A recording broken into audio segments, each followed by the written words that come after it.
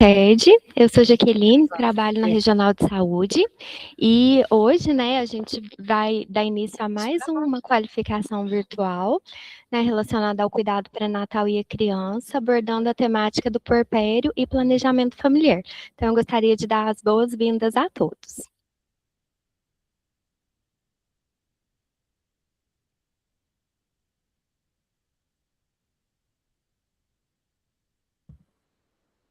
Boa tarde, pessoal. Posso começar? Pode sim, doutora. Boa tarde. Tá bom. Meu nome é Annelise, eu faço, como a doutora Maria Paula falou, o puerpério e planejamento familiar aqui no PROMAI, e eu trouxe tanto a abordagem do que a gente lida, que seria aquele puerpério que a gente chama de patológico, seria o alto risco, como também dicas e orientações aí do puerpério realizado tanto nas unidades básicas de saúde, como também essas consultas a nível de obstetrícia, algumas dicas aí de atendimento também em pronto atendimento, quando que a gente vai encaminhar, e algumas dicas práticas do dia a dia, que podem servir para o planejamento familiar, tanto do pós-parto, quanto de outras épocas.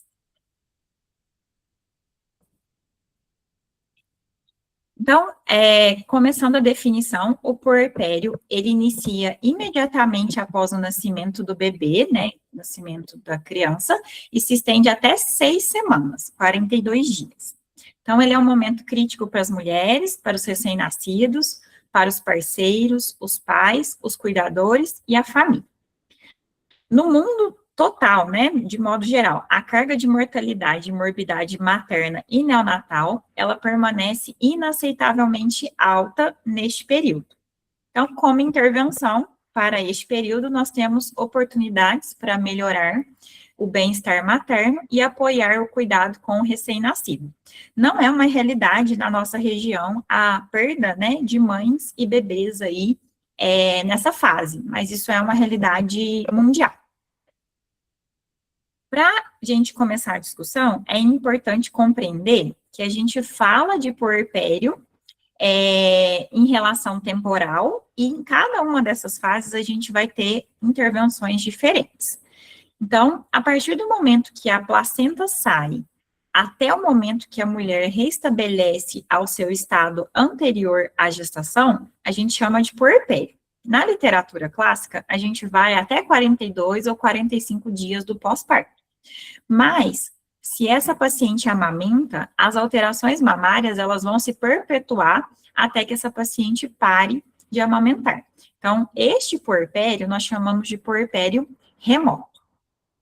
O puerpério imediato, que engloba as primeiras 24 horas após o parto, a assistência, ela é obrigatoriamente hospitalar. Para aquelas pacientes que estão internadas após parto vaginal, a observação de 24 horas é suficiente, e para aquelas pós-parto cesáreo, a observação de 48 horas, ela é preconizada. Isso falando que não aconteceu nenhuma intercorrência, essa paciente não teve pré-eclâmpsia, não teve sangramento.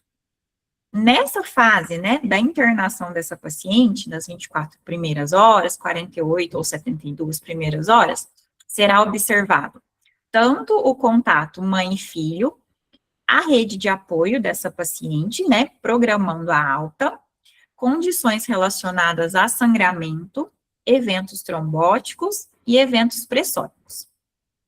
A atuação da APS, ela se inicia a partir do puerpério mediato, onde a primeira consulta deve ocorrer nesta fase, e no puerpério tardio, como segunda consulta, também englobando o planejamento familiar. Então, aqui nós temos um círculo dos determinantes sociais que fazem essa paciente precisar de um acompanhamento de maior assistência. Então, nós temos desde condições socioeconômicas, culturais e ambientais gerais, desde redes e comunitárias, associadas ao estilo de vida, associadas a marcadores individuais, como, por exemplo, idade e comorbidades. Então, a gente cita de exemplo maior aqui as doenças hipertensivas, a diabetes e outras doenças crônicas também dessa fase.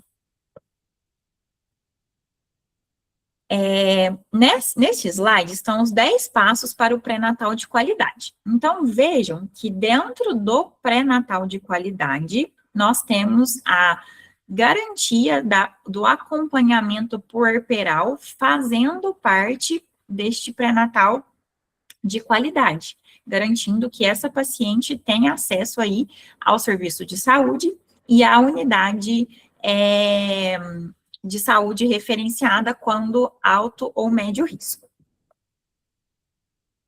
Então, faz parte do fluxo de avaliação, né? Pós-parto, monitorar o parto, o nascimento e a alta dessa mãe do recém-nascido.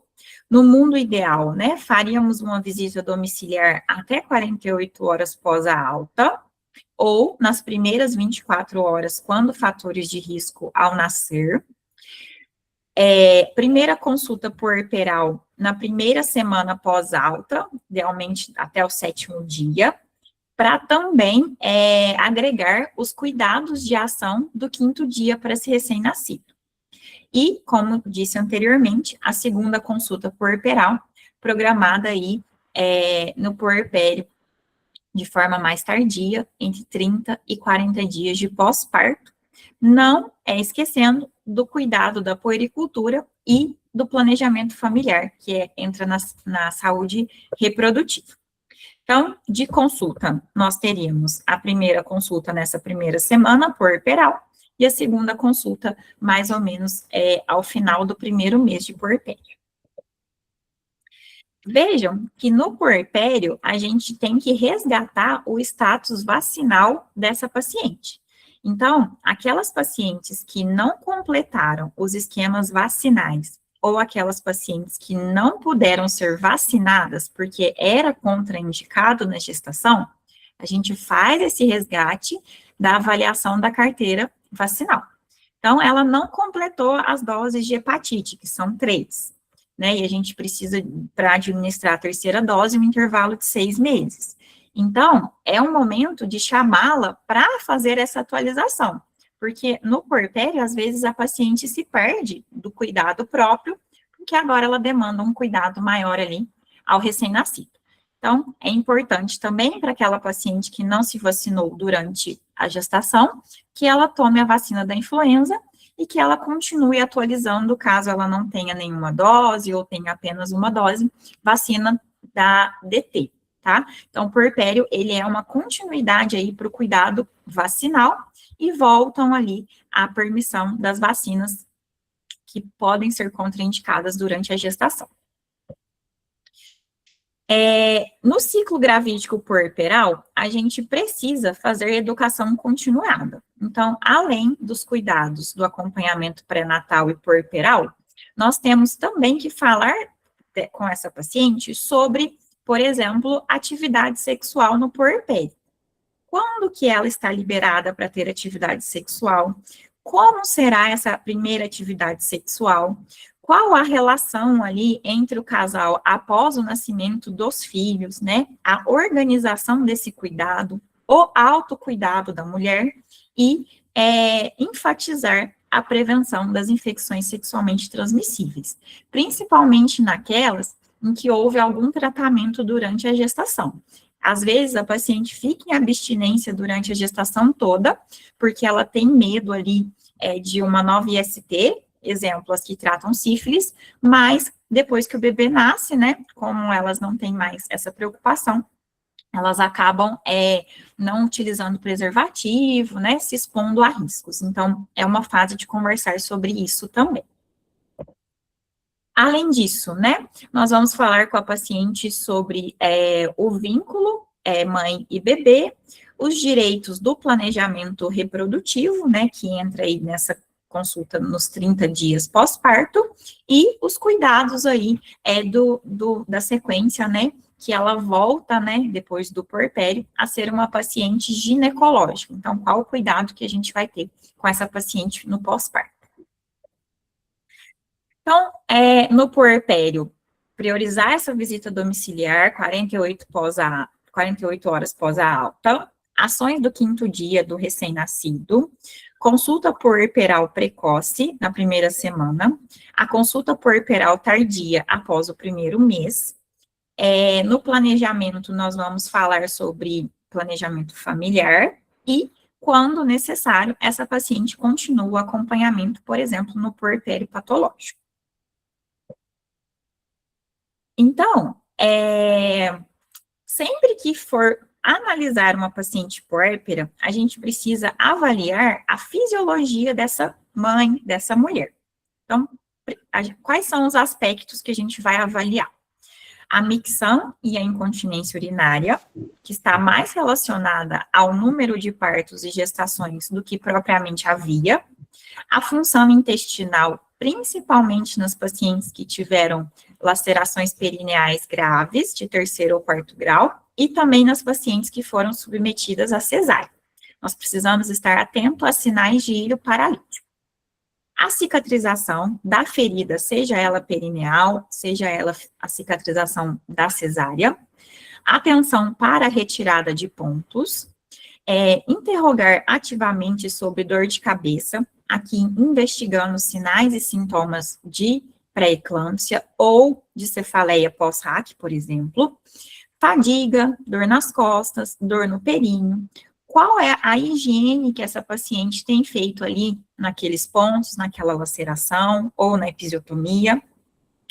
Estar atento para sinais e sintomas de mastite, de dor mamária, da pega incorreta em relação à amamentação, e sinais infecciosos, como, por exemplo, através da avaliação da sensibilidade uterina, né? Então, úteros infectados costumam ser muito mais sensíveis à palpação, e a qualidade e quantidade da perda sanguínea dessa paciente no pós-parto.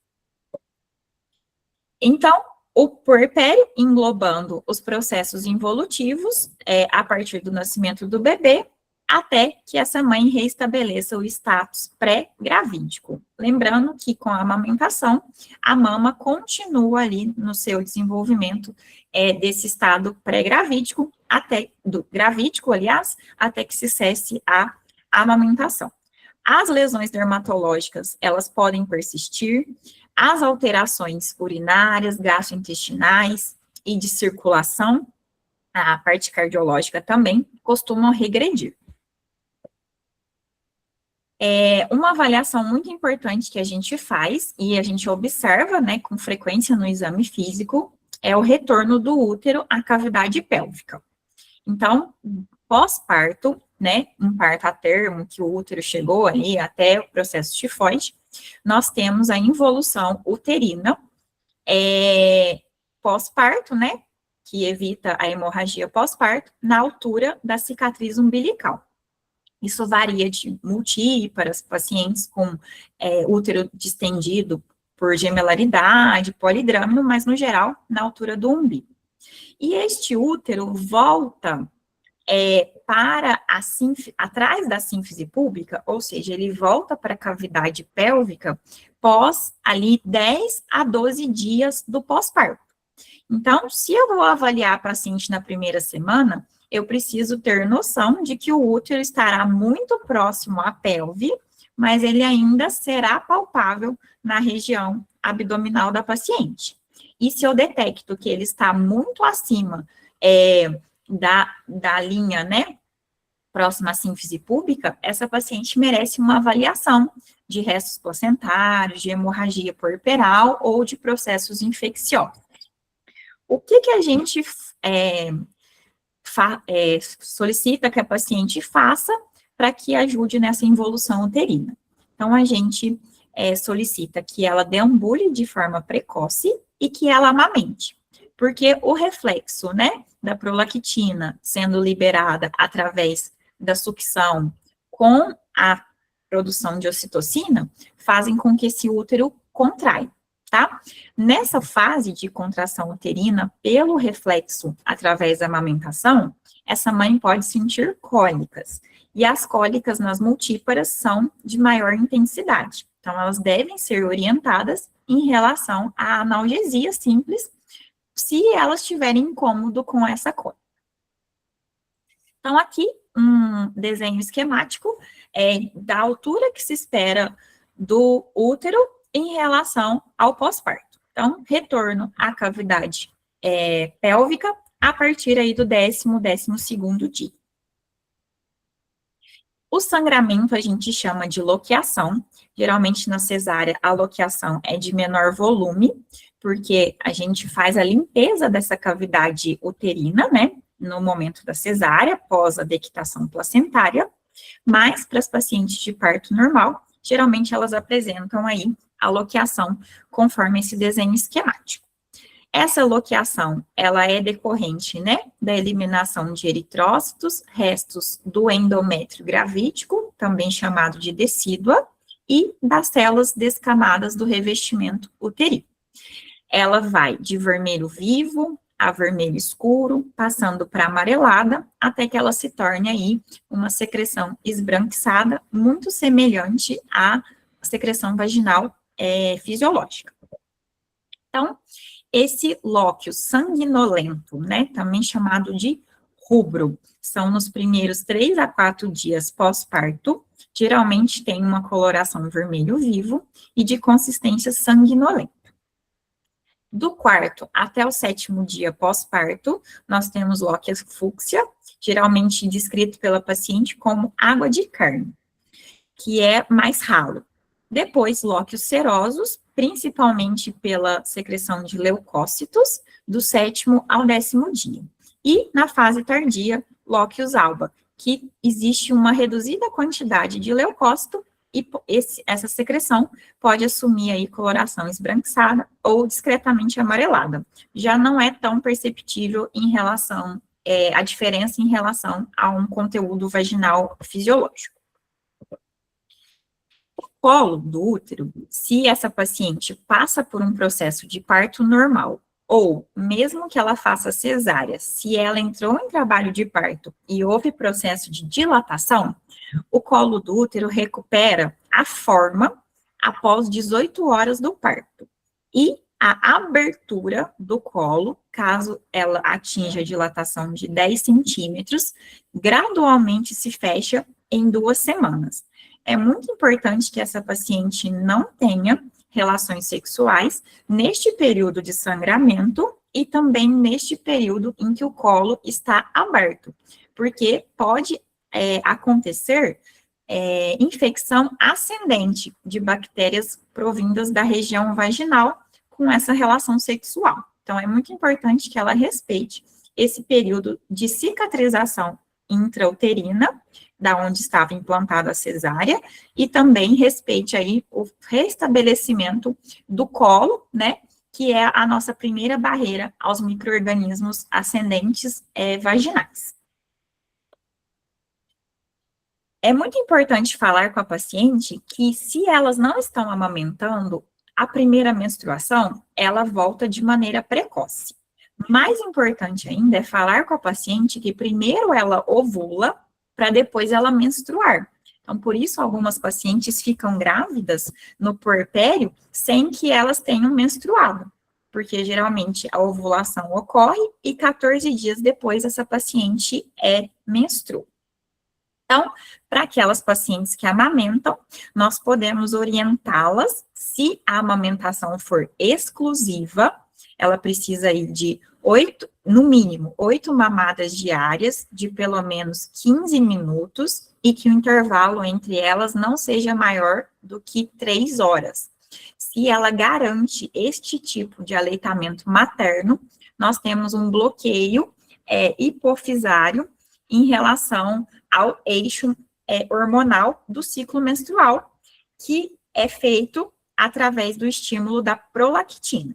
Então, esse caso é o que a gente chama de amenorreia da lactação. Se essa paciente usa bico artificial, mamadeira, se essa criança mama menos porque ficou internada, faz fototerapia, né, alguma refeição, horário de amamentação é substituído por algum outro líquido ou bico artificial que seja, a gente não garante amenorreia da lactação para essa paciente. Então, mesmo que ela amamente só leite materno, é importante investigar qual é a fonte desse leite, se ela oferece peito e se é em livre demanda. A livre demanda, ela sim faz com que os níveis de prolactina sejam autossuficientes para inibir o eixo e impedir ovulações precoces, tá? Algumas literaturas falam que, diante deste mecanismo, nós podemos ter aí até 6 meses de amenorreia lactacional. Mas é importante discutir com a paciente que, mesmo que ela mantenha essa amamentação, nós devemos discutir aí, nessa consulta do primeiro mês, métodos contraceptivos efetivos e que a paciente possa utilizar nessa fase. Deve-se também falar com a paciente, tanto no pré-natal quanto no puerpério, a importância do aleitamento materno, né? Então, citei sobre a importância de involução uterina para diminuir o risco de hemorragia, além das funções nutricionais do recém-nascido e também proteção através da transferência de anticorpos maternos. Então, nós temos a recomendação ali de amamentação exclusiva nos primeiros 6 meses, e depois, né, a amamentação complementada até pelo menos 2 anos ou mais, de acordo com a mãe e as necessidades da criança. Para o bebê, o aleitamento materno previne alergia, problemas de formação dental, por causa de bicos artificiais ou mamadeira, previne obesidade, diabetes, anemia e hipertensão. Ele é rico em gorduras, vitaminas e minerais e enzimas, né? Ele é uma barreira protetora aí para o recém-nascido. Melhora o desenvolvimento motor, cognitivo e neurológico, protege contra infecções respiratórias, gastrointestinais e também protege esse bebê de infecções aí por contaminação cruzada por bicos e mamadeiras artificiais. E também a amamentação facilita a eliminação do mecônio e diminui o risco de icterícia neonatal. Para a mãe, estabelece vínculo, reduz a incidência de câncer de mama, ovário e endométrio devido ao bloqueio do eixo, acelera a perda de peso no pós-parto, diminui o sangramento no pós-parto e é um método que a gente considera, né, natural de contracepção, desde que os parâmetros citados sejam respeitados. É muito importante nessa visita, né, à puérpera, também ao recém-nascido e na consulta na primeira semana do puerpério, verificar a pega correta, né? Então, precisa verificar ali que não dói, não machuca, a posição do queixo em relação à areola, a posição da sucção, tá? A quantidade e a alternância entre as mamas. Então, é muito importante que essas pacientes, mesmo que tenham recebido orientações durante o pré-natal, que seja verificado pessoalmente pela equipe de saúde a aplicação, né, dessas orientações, porque é um momento de dificuldade para algumas pacientes, principalmente naquelas em que a família não teve esse processo de amamentação bem consolidado durante as gerações. Em relação à amamentação, é importante também a gente considerar quais são as medicações que essa paciente pode ou não fazer uso, pensando aí tanto na produção de leite, como também na segurança do binômio materno-fetal, porque o leite também é fonte de excreção de alguns fármacos. Este manual foi publicado pelo Ministério da Saúde, ele é de acesso livre na internet, posso mandar o link depois, que é um manual de quais as medicações que podem e as que não podem ser utilizadas durante a amamentação, divididas em categorias. Então, tem categoria de alto, baixo risco e justificando por que pode e por que não pode utilizar durante a amamentação. Esse manual é dividido em classes farmacológicas, então ele é bem fácil de manejar aí durante o dia a dia, dá para acessar pelo computador ou pelo celular. Tirei essa parte do manual, que eu achei importante discutir, então tenho dúvida, né, não estou com o manual, eu posso acessar a plataforma eLactância ou LactMed e digitar o fármaco que eu gostaria de avaliar, se é possível ou não, se é compatível ou não com a amamentação. Além disso, quando eu vou prescrever um fármaco para uma paciente que amamenta, eu preciso realmente avaliar a necessidade da terapia medicamentosa, se existe realmente benefício para prescrição deste fármaco. Quando for prescrever, preferir fármaco já estudado e que seja seguro para a criança. Então, por exemplo, prescrever paracetamol ao invés de AS, preferir fármacos e formas farmacêuticas que são liberadas para recém-nascidos e lactentes, escolher medicamentos com baixa excreção no leite materno, por exemplo, sertralina e paroxetina possuem níveis de secreção no leite mais baixos do que a fluoxetina. E optar, quando possível, para preparações que contenham apenas um fármaco. Exemplo, prescrever apenas dipirona do que associação de dipirona, cafeína e alguns outros miorrelaxantes. Então, sempre evitar prescrições prolongadas e prescrição de medicamentos de liberação prolongada. O tempo de tratamento sendo o menor possível, programar o horário de administração do medicamento, evitando o pico no sangue em relação aos horários de amamentação, e avaliar a idade do lactente, que a maior parte dos efeitos adversos, eles ocorrem em prematuros, recém-nascidos e lactentes nos primeiros meses de vida. Além disso, considerar a possibilidade de dosar medicamentos na corrente sanguínea quando for necessário usar fármacos que não são indicados na amamentação. Por exemplo, uso de alguns anticonvulsivantes de maneira prolongada.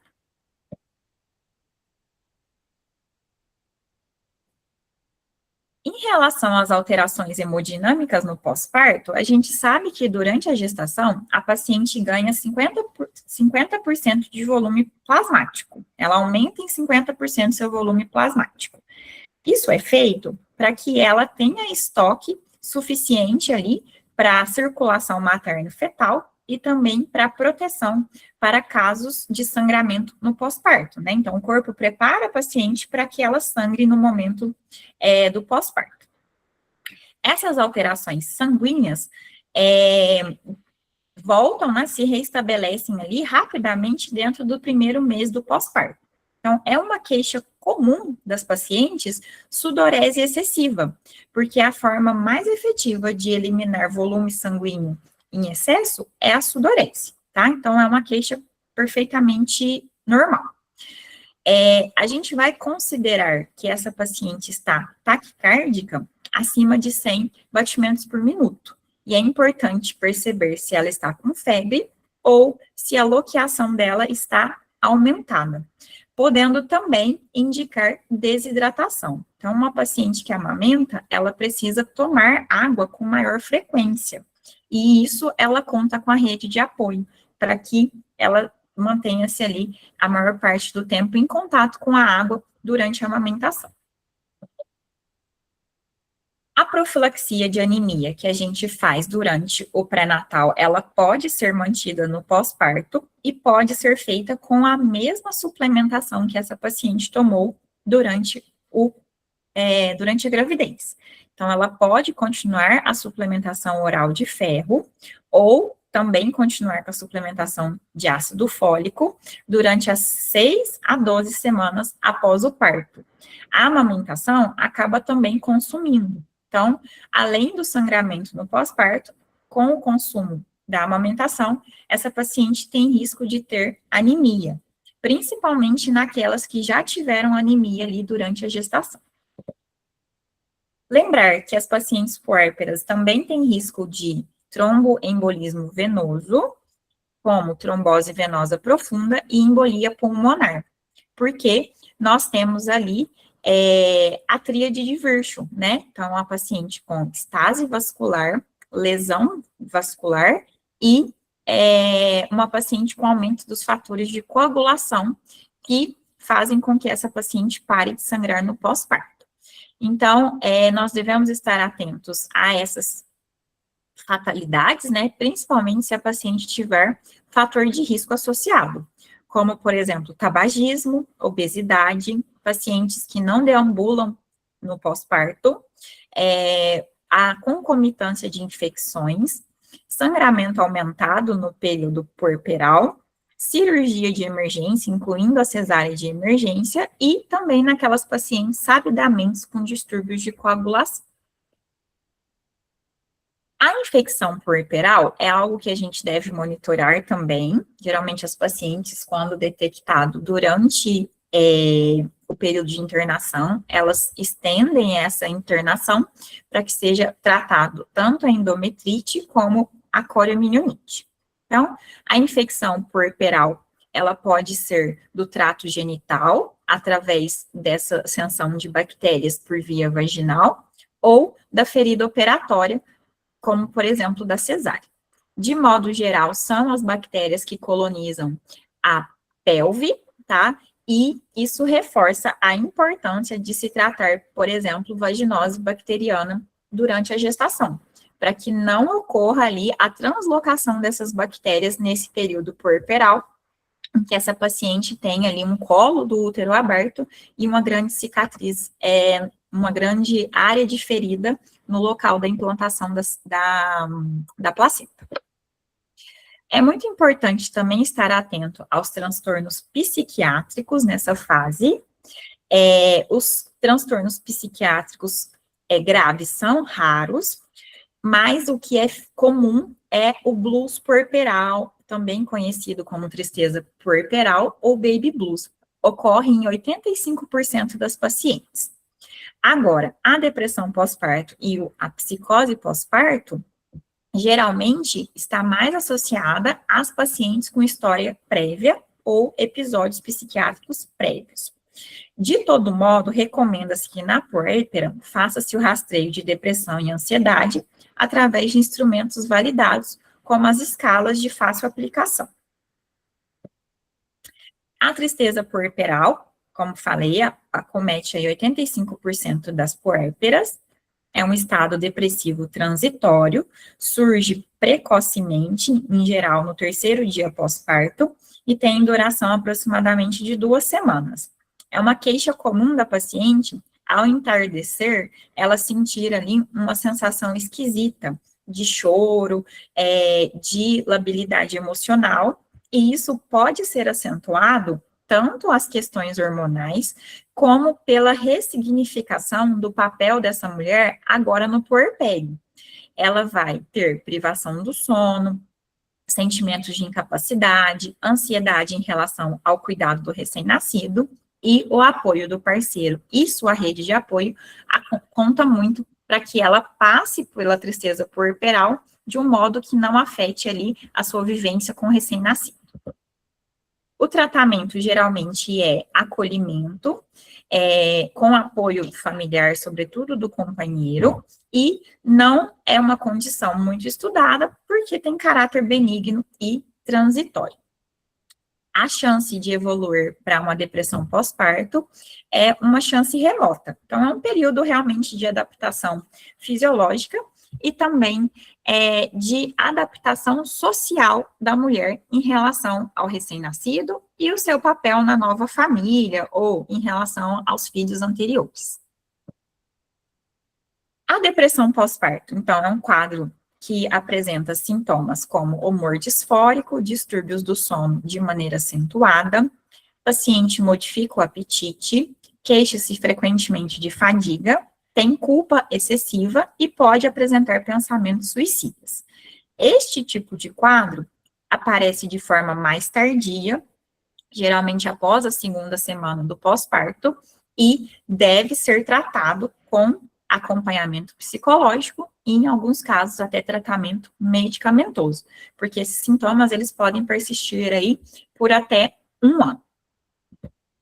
Então, a paciente apresenta humor depressivo ou triste, tem sentimentos de culpa, apatia e inutilidade, tem uma irritabilidade intensa a choro do bebê, por exemplo, e as suas novas atribuições, e, ao contrário blues puerperal, da tristeza puerperal, essa paciente, ela evita relacionar-se com o bebê. Então, ela passa a ter um sentimento evitativo, que vai fazer com que ela fique mais irritada e com que ela sinta mais culpa e inutilidade. Então, se essa paciente apresenta um comportamento de evitar a interação com o recém-nascido, acende alerta ali para depressão pós-parto. E um quadro mais raro ainda, menos de 2% dos casos, é a psicose puerperal, que é um transtorno grave de alterações de humor, e essa paciente apresenta perturbações mentais graves. Então, ela pode ter alucinações, delírios, agitação psicomotora, e ela pode manifestar ali pensamentos ou ações para fazer mal ao recém-nascido. A psicose puerperal é uma das únicas contraindicações a aleitamento materno, porque quanto maior o contato dessa mãe com esse recém-nascido, maior a chance de provocar acidentes ali que não estão, né, sob a razão dessa mãe. Ela realmente está ali nesse quadro de psicose puerperal. Quando se chega a esse nível de adoecimento mental, a gente precisa de maior apoio ainda da equipe multiprofissional e algumas pacientes precisam até de internações psiquiátricas. Mas, reforço, que é um quadro de exceção, porque é raro.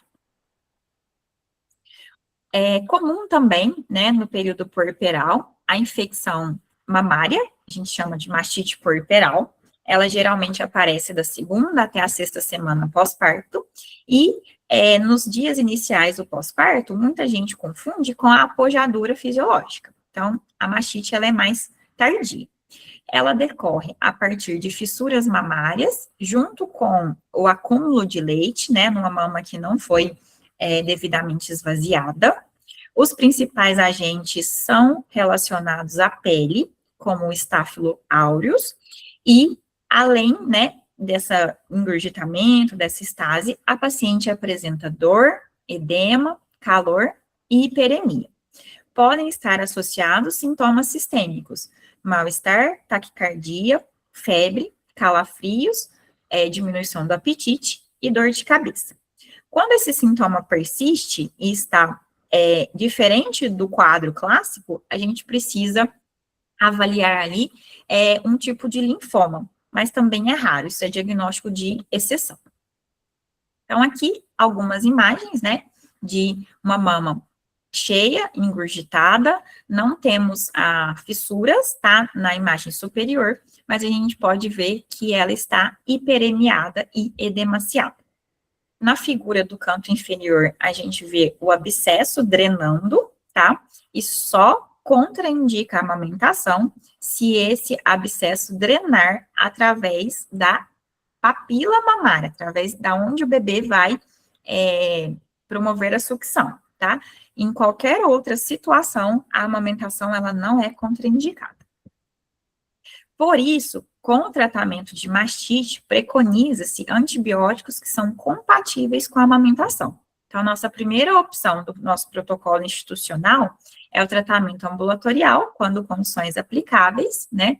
Pacientes que conseguem fazer a ingestão aí de medicação via oral, né? Pacientes que não precisam de intervenções cirúrgicas devido a abscessos e que apresentam ali exames levemente alterados. A primeira opção, amoxicilina com clavulanato, que pode ser mantido de 7 a 14 dias. Quando não há resposta ao tratamento antibiótico terápico com uma reavaliação depois de 2 a 3 dias, a gente pode internar essa paciente, sendo a primeira opção oxacilina, a segunda cefoxitina e clindamicina, e nós podemos, né, após 48 horas sem febre, passar essa medicação para via oral e dar alta para essa paciente continuar ali o segmento com a equipe da unidade básica de saúde. Em relação às doenças hipertensivas da gestação, nós temos aí risco, né, que essa paciente também desenvolva no puerpério, geralmente até o 10º dia após o parto. Então, nós temos que estar com vigilância rigorosa com os sintomas da pré-eclâmpsia e as síndromes hipertensivas. É essencial que as pacientes mantenham um controle pressórico e que nós avaliemos a indicação de manutenção de antihipertensivos. Então, principalmente naquelas pacientes que tiveram quadros de doenças hipertensivas, ressalto a pré-eclâmpsia, com gravidade, é prudente que se mantenha o uso dos antihipertensivos. E esses medicamentos devem ser reduzidos ou retirados se a pressão mantém-se ali abaixo de 110 ou 70. A meta pressórica para essas pacientes que continuam fazendo uso de fármaco é que os níveis sejam abaixo de 140 por 90. E sugere-se um controle diário ou, se não for possível, 2 a 3 dias, a cada 2 a 3 dias após a alta hospitalar. Então, manteve-se por um tempo a pressão controlada, a gente pode aí suspender essa medicação, principalmente naqueles quadros em que as doenças hipertensivas são específicas à gestação, como, por exemplo, a pré-eclâmpsia e a hipertensão gestacional. Se ela é uma hipertensão crônica, a gente precisa avaliar com maior cuidado a suspensão desses fármacos.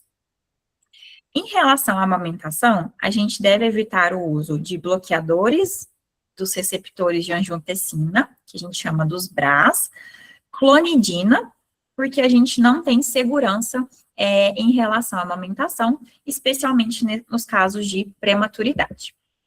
Este quadro é do protocolo da Rede Brasileira de Estudo de Hipertensão, a gente consegue também achá-lo facilmente, né, no site da instituição. Nós temos aqui os agentes que podem ser utilizados na amamentação. Então, volta ali a disponibilidade, por exemplo, de usar beta-bloqueador, vasodilatadores periféricos, bloqueadores do canal de cálcio, manter os alfa-2 agonistas que foram utilizados durante a gestação e que não poderia ser utilizado na gestação e agora passa a ser permitido na amamentação, os IECA, tá? Na gestação não se pode usar nem IECA nem BRA, e também nada de diuréticos. Na amamentação, a gente pode utilizar IECA, evitar BRA, os diuréticos, né, por causa de depressão de volume, e especialmente a clonidina, por não haver aí eficácia, estudos suficientes que comprovem efeito benéfico em relação à amamentação, segurança e efeito benéfico. Então, nessa consulta, né, tardia, do puerpério, entre 6 e 8 semanas após o parto, nós devemos, então, acolher essa mulher em relação às necessidades de saúde mental, verificar novamente se há sinais e sintomas relacionados aos transtornos mentais, reavaliar a pressão e ajustar as medicações, avaliar fatores de risco cardiovasculares modificáveis, né, para já instruir essa paciente, né, evitando aí o tabagismo, a obesidade e o sedentarismo, que já é um período de preparo para que essa paciente retorne à sua atividade física. Para aquelas pacientes que apresentaram alterações laboratoriais, como alteração de enzimas hepáticas, alteração de ácido úrico, queda das plaquetas, lesão renal com microalbuminúria ou proteinúria significativa e também aumento do nível de creatinina, né, que a gente chama isso de lesões de órgão-alvo da pré-eclâmpsia, essas pacientes precisam repetir esse exame nessa consulta de 6 a 8 semanas após o parto. No caso de haver alterações em algum desses exames, ou alterações em outros órgãos-alvo, é necessário encaminhar essa paciente para especialistas para acompanhamento, né? Então, nós podemos encaminhá-la ao nefro, se a pressão arterial for de difícil controle e houver persistência de lesão de órgão-alvo, como, por exemplo, sedimento urinário ativo, alteração na taxa de filtração glomerular ou na relação proteinúria-albuminúria. Também recomenda-se, como já disse nessa consulta, as orientações contraceptivas. E aí, com especial atenção para as pacientes hipertensas, que é melhor evitar métodos estrogênicos, falando em relação à hipertensão, tá? Em relação à amamentação, a gente já evita mesmo. E lembrar que essa paciente, né, quando ela poder utilizar aí um método pós 6 meses do pós-parto, que já não está relacionado à amamentação, essas pacientes com risco cardiovascular, elas devem também evitar estrogênio, porque a gente sabe que a maior parte das pacientes com hipertensão também está acompanhada de diabetes, obesidade e sedentarismo. Quanto maior o risco cardiovascular e fatores combinados, menos se indica estrogênio como método contraceptivo. Isso vale tanto para puérpera como não puérpera. Então, aqui neste quadro, né, da Rede Brasileira de Estudo de Hipertensão na Gestação, nós temos que as pacientes com histórico de pré-eclâmpsia, elas são pacientes que devem ser monitorizadas em relação ao risco cardiovascular de maneira frequente, porque elas têm chance de desenvolvimento de doenças cardiovasculares a longo prazo. Então, não é porque encerrou-se o acompanhamento gestacional e puerperal que essa paciente não merece a atenção aí nessas questões cardiovasculares ao longo da vida. Então, de maneira geral, avalia-se precocemente após 40 dias do pós-parto com exames laboratoriais e clínicos, que é o que a gente faz no puerpério patológico, e diante de hipertensão, alterações do colesterol, diabetes, tabagismo, obesidade e persistência de lesão de órgão-alvo, como proteinúria, essa paciente merece o acompanhamento especializado. Caso esses exames estejam de maneira normal ou inalterados, ela pode seguir ali o risco segmento clínico na própria unidade de saúde e recomenda-se que anualmente faça esse rastreio, né, dos exames laboratoriais e do risco cardiovascular. Então, são pacientes que a longo prazo podem desenvolver doenças cardiovasculares. Em relação aos métodos contraceptivos, a gente precisa lembrar, né, no puerpério geral, que a gente vai abordar isso geralmente naquela consulta do primeiro mês, né, nós vamos utilizar qualquer método que seja categoria 1 e categoria 2. E categoria 3 e 4 são evitáveis, 3 constituindo contraindicação relativa e 4 constituindo contraindicação absoluta. Isso se aplica também em mulheres que não estão no puerpério. De modo geral, entre os métodos hormonais, nós vamos preferenciar aqueles somente com progesterona, que não interfere no aleitamento materno. Os métodos com estrogênio, eles podem interferir na produção de leite, diminuindo tanto a quantidade como a qualidade. E quando existe necessidade de contracepção de emergência, a gente vai preferir aquela que tem apenas a progesterona, que é o levonorgestrel. Como dica prática, eu trouxe aqui o aplicativo que chama Contraception. O Contraception é um aplicativo da OMS, que é disponível gratuitamente para Android e iOS. Ele foi atualizado com a atualização agora de 2025, com os novos critérios de elegibilidade. Apesar de inglês, ele tem um inglês muito simples e muito intuitivo. E ele arregimenta as principais doenças ou condições que são ali de maior consulta médica, né, de maneira prática, ou aquelas condições que existe maior chance de contraindicação a algum dos métodos contraceptivos. Então, a nossa primeira imagem é o layout, né, o layout, quando a gente abre o aplicativo.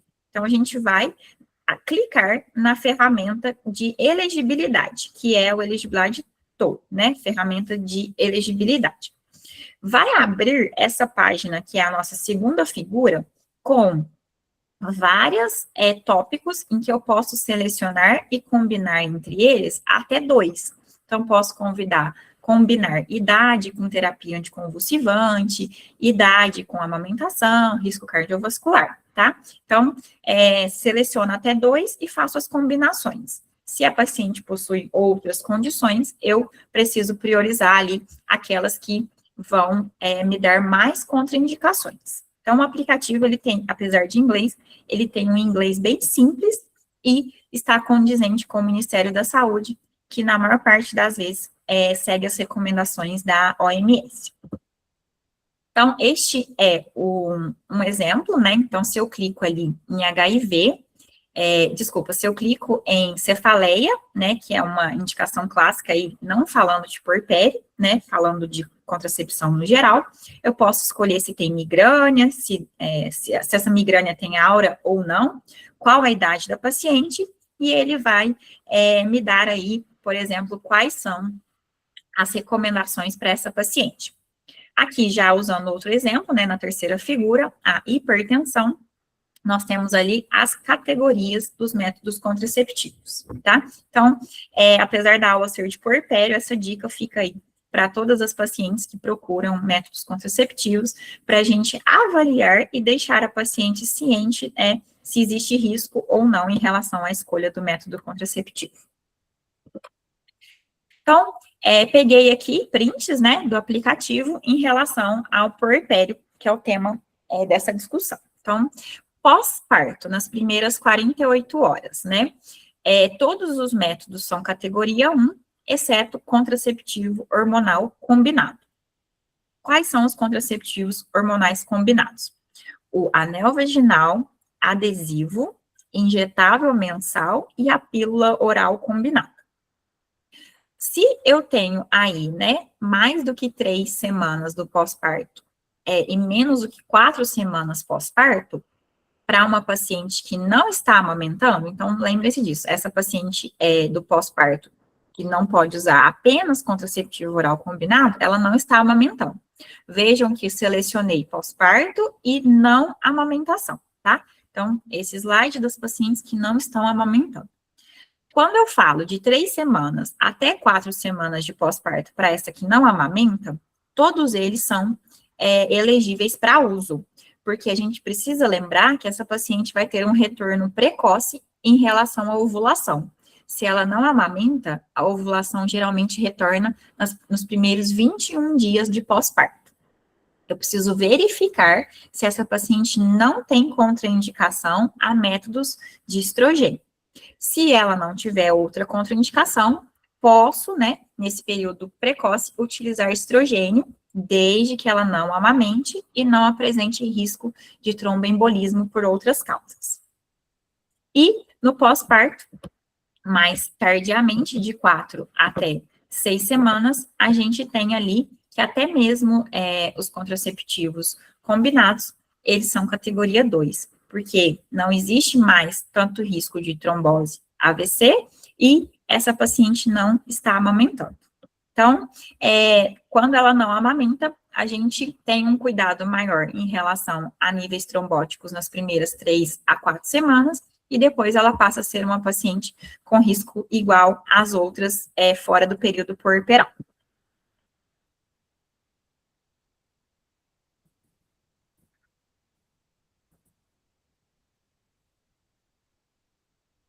Agora, pós-parto, para paciente que amamenta nas primeiras 48 horas,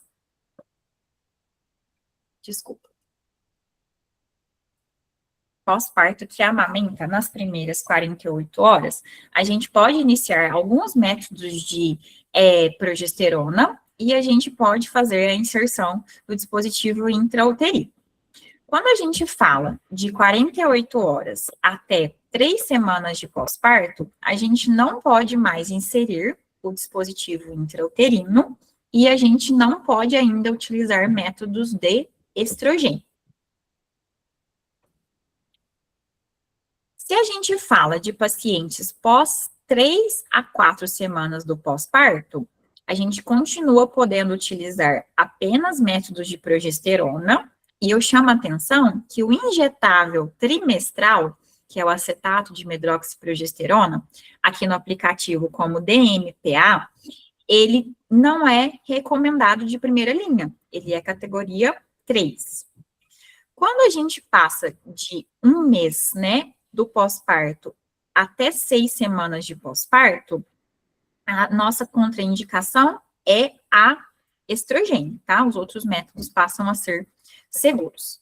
E a partir ali de 6 semanas pós-parto, continua-se a contraindicação a estrogênio, enquanto essa paciente amamenta de forma exclusiva, até 6 meses pós-parto, mas é uma contraindicação relativa. Então, se for o único método que a paciente pode utilizar, a gente, desde que explique e oriente bem os riscos e os benefícios, a gente poderia, em teoria, usar. Mas ressaltando que nós vamos preferir métodos categoria 1, categoria 2 e evitar métodos categoria 3 e 4.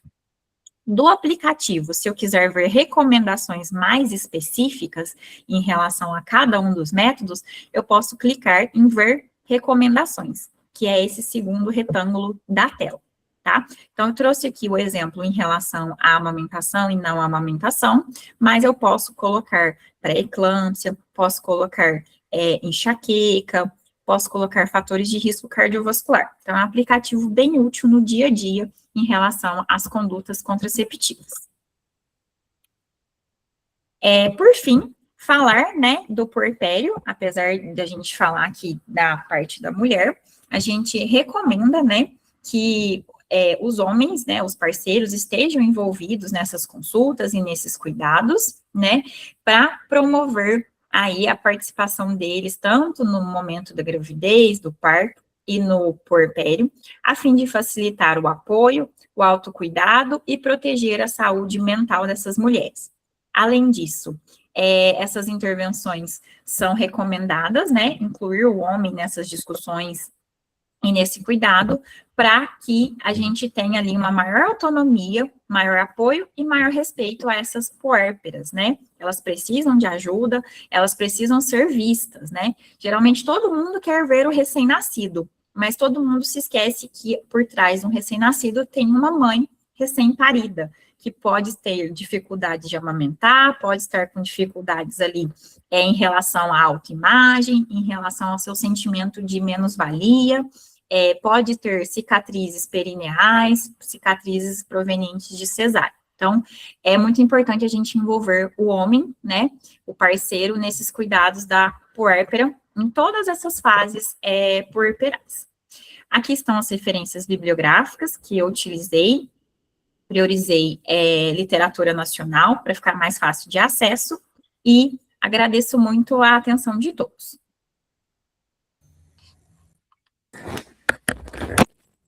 Doutora, tem uma pergunta no bate-papo? Doutor Gabriel, se a senhora puder dar uma olhadinha. Obrigada, viu, Annelise? De nada, doutora. Foi muito boa a apresentação, acho que muito clara, tá? Aqui o Gabriel pergunta assim: devo fazer prevenção de TVP com medidas farmacológicas em alguns casos? E se sim, quais? Então, a prevenção de trombose, ela começa para todas, né, na deambulação precoce. Então, é a nossa primeira medida de prevenção de tromboembolismo venoso. E aí, para as pacientes que preenchem critérios, a gente tem até uma folha na maternidade, né, doutora Maria Paula conhece nossa folha rosa, que ela tem as indicações de terapia medicamentosa que se estende ao puerpério para pacientes. No geral, geralmente são pacientes que já faziam uso dessa medicação no intraparto, né? No período gestacional. É muito difícil uma paciente que não utilizava esse fármaco na gestação, ela fazer esse uso após, a menos que ela tenha um evento tromboembólico nesse período puerperal. São muitos fatores, né, que a gente leva em consideração, esses que a Annelise falou, né, isso. Uma paciente que tem SAF, que já tem histórico de trombose anterior, que tem alguma outra trombofilia, né, genética, a gente vai sempre já tá fazendo essa recomendação. Como isso depende de um processo, já durante o pré-natal, a gente já faz a solicitação para ela ter a disponibilidade dessa medicação. Alguns casos são recomendados aí por 10 dias e outros são, assim, por 40 dias, né, o puerpério todo. E depois, e alguns outros que têm um episódio de trombose, por exemplo, né, no intraparto, ou por falha da profilaxia, né, eles vão ficar aí até 6 meses, né? Então, existe sim essas condições. E o que a Annelise colocou é que toda paciente que chega, né, na maternidade para o parto, é aberto o protocolo de PEV para elas. E aí a gente vai vendo quantos fatores de risco essa paciente tem e se é indicado apenas durante o período da internação. Se é indicado para além desse período da internação, a gente já sai no relatório de alta constando isso, tá? Esse é um dado super importante, porque quando a gente pensa, né, em países de primeiro mundo, é a grande causa hoje da mortalidade materna. Então, se a gente não tiver um bom programa de profilaxia, né, com rastreamento das pacientes de risco, a gente vai expor essas pacientes a um risco aumentado. Então, esse cuidado, ele inicia na internação, com a identificação de fatores de risco, e ele vai ter continuidade aí no período da alta, com esse relatório de alta da paciente, constando essa necessidade. E geralmente já com o serviço social vendo, porque se ela vai ter que usar por mais tempo, às vezes ela vai precisar de uma medicação um pouco mais prolongada.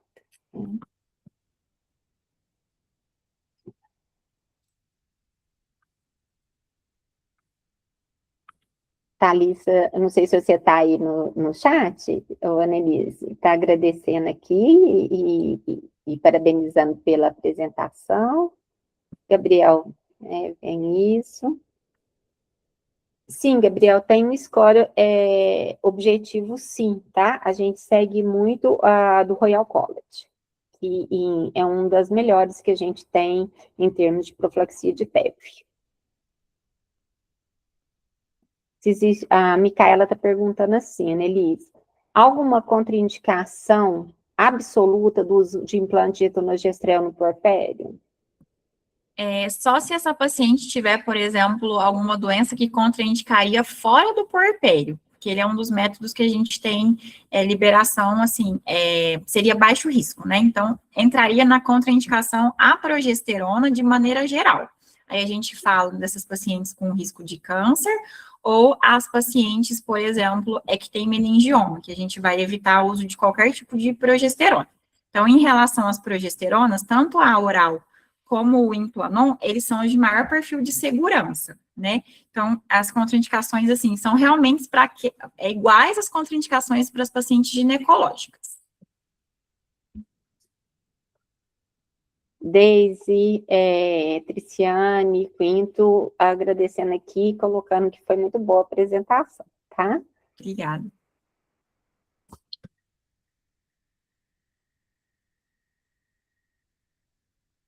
Se tiver mais algum ponto a ser discutido, gente, pode abrir o microfone, pode colocar aqui no chat.